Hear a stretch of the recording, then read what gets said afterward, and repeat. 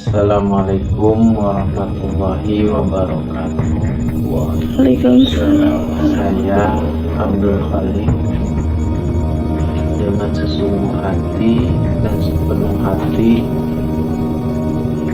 meminta permohonan maaf kepada seluruh kaum muslimin, khususnya di Indonesia seluruhnya, dan para habaib semua, para suri rasul, para ulama, para kiai, para pemimpin. Saya dengan kesungguhan hati memohon maaf yang sebesar-besarnya atas ketidaksengajaan saya, keterlambatan saya, dan ketidaktelitian saya men-share berita yang membuat gaduh dan sakit hati seluruh. Kayak jangan main-main sama orang-orang seperti ini. Makanya sering ada kalimat daging ulama itu beracun. Hati-hati tuh, sekarang saya ingatkan ya kalimat ini, karena sering ada orang bermain dengan ulama tuh, ngedit fotonya, dibuat begini, buat begitu, keluar aja kalimat tuh, udah tuh, ya, udah paling ringan meninggal mengenaskan, paling ringan tuh. Habib Ahmad, demi Allah, kalau satu Indonesia takut dengan kepulangan makhluk yang satu ini, ada apa dengan kalian? Ada apa? Kalau ada orang yang tidak siap dengan kepulangan imam besar, ini yang ngomong orang Arab, ada apa dengan Indonesia? Ada apa?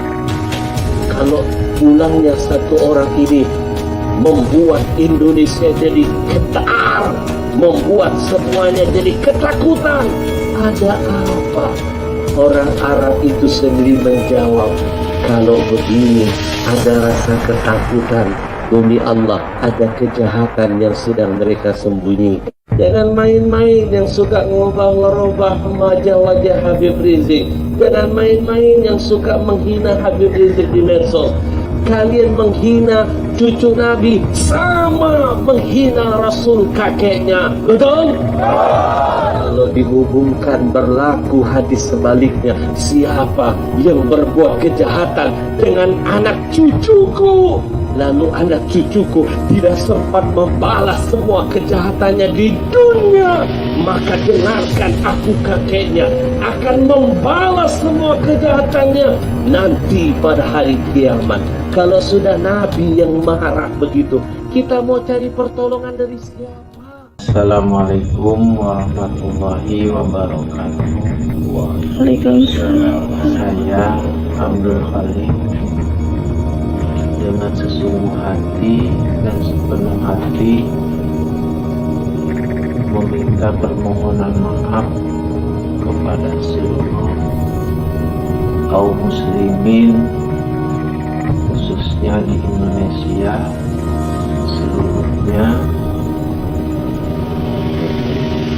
dan para habaib semua, para suri rasul, para ulama, para kiai, para pemimpin. Saya dengan kesungguhan hati memohon maaf yang sebesar-besarnya atas ketidaksengajaan saya, keterlambatan saya, dan ketidaktelitian saya men-share berita yang membuat gaduh dan sakit hati seluruh. Saya memaafkan sebesar-besarnya, terkhusus kepada Maulana Habib Rizik Syihab. Saya sangat cinta kepada beliau, dan saya berjanji demi Allah tidak akan mengulangi perbuatan saya lagi, dengan sebenar-benarnya dan ikhlas di dalam hati. Jadi maaf dari saya. Assalamualaikum warahmatullahi wabarakatuh.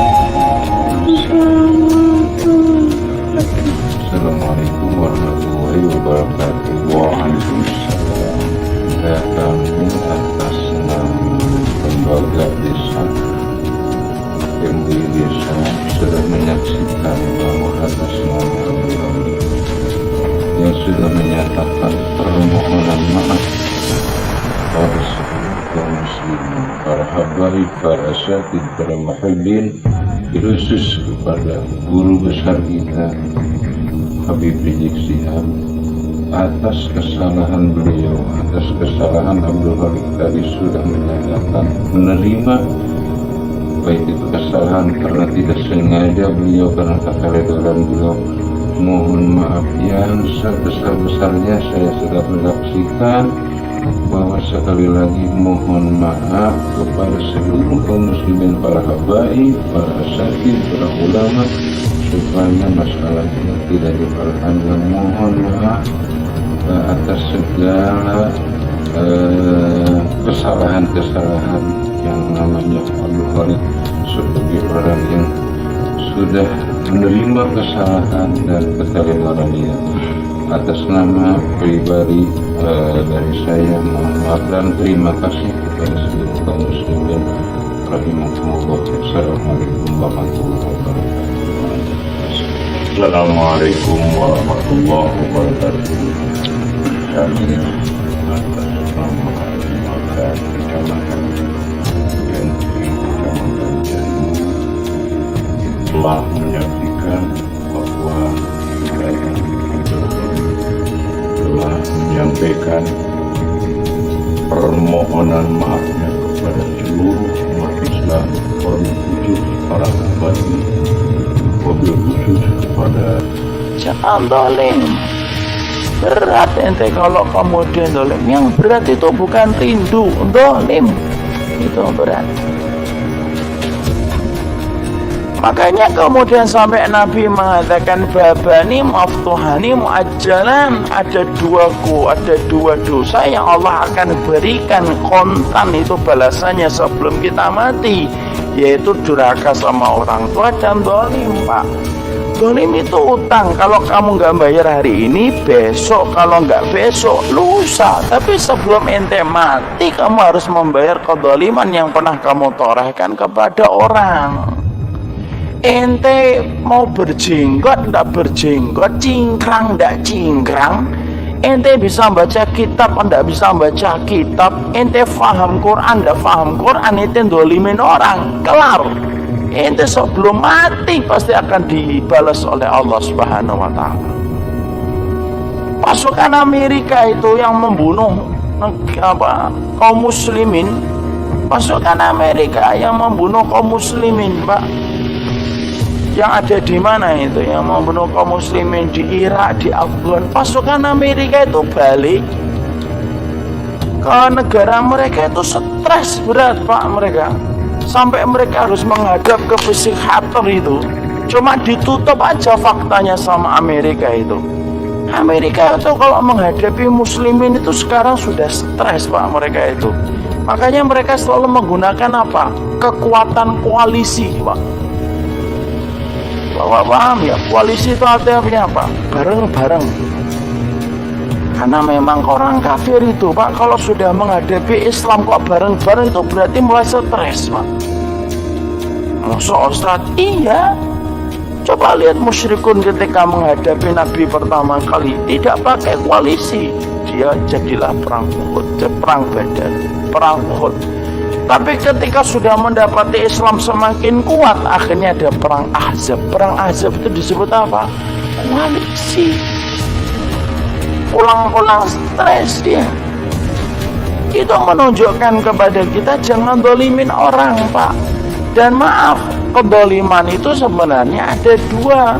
Ada orang yang dolim dengan tangannya, ada yang dolim dengan kakinya, sebagaimana preman di Kampung Rambutan dan di Pulau Gadung. Ada orang yang dolim itu dengan lesannya, yang lahirnya di masjid, lahirnya di tempat taklim, tapi kemudian dia dolim sama orang lain. Ya Allah, ngajinya kita aja belum tentu diterima, ente sudah dolimin orang. Tidak cocok sama Ustadz, itu wajar, tapi tidak usah kamu dolimin orang itu. Kalau ente sudah siap untuk mendolimi orang, siapin berkas. Nanti kamu akan berhadapan dengan dia kelak di hadapan Allah, dan itu berat. Dan itu berat. Makanya sampai kita kemudian dikisahkan ada satu sahabat di fitnah, ditolimi sama orang tabiin. Coba, yang mau fitnah tabiin seorang sahabat. Siapa itu? Sa'ad bin Abi Waqqas. Sa'ad bin Abi Waqqas kemudian seorang sahabat besar yang doanya sering dikabulkan oleh Allah kan.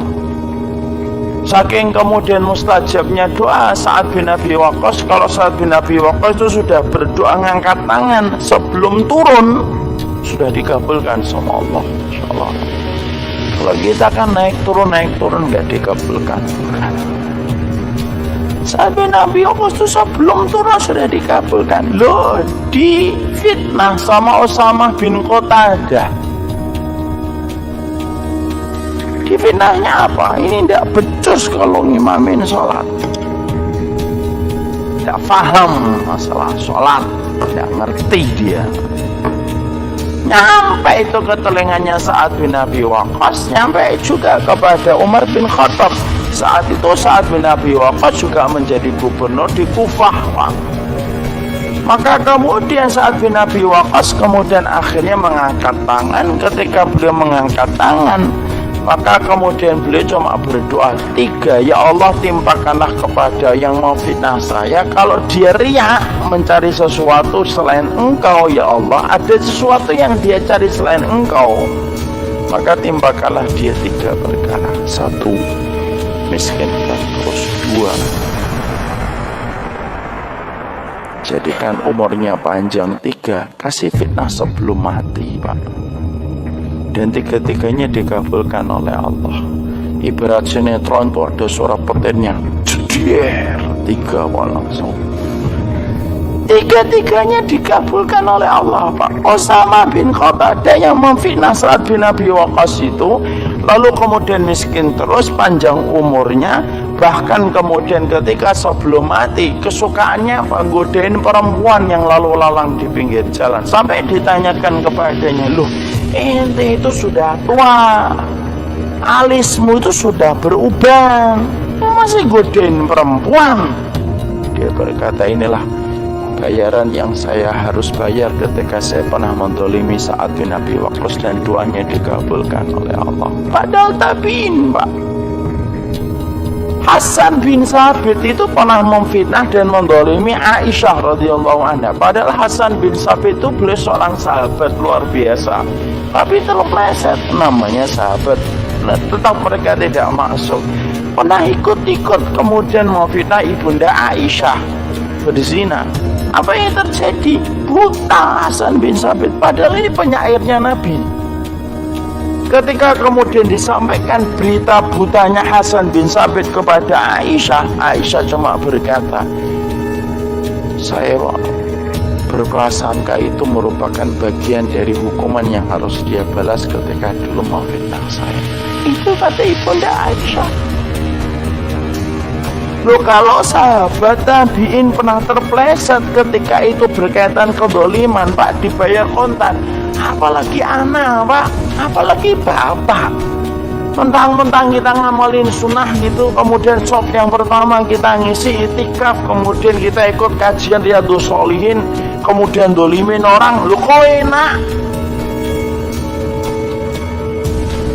Kok enak bener ente jadi orang? Terus kemudian ente halal gitu dolimin orang.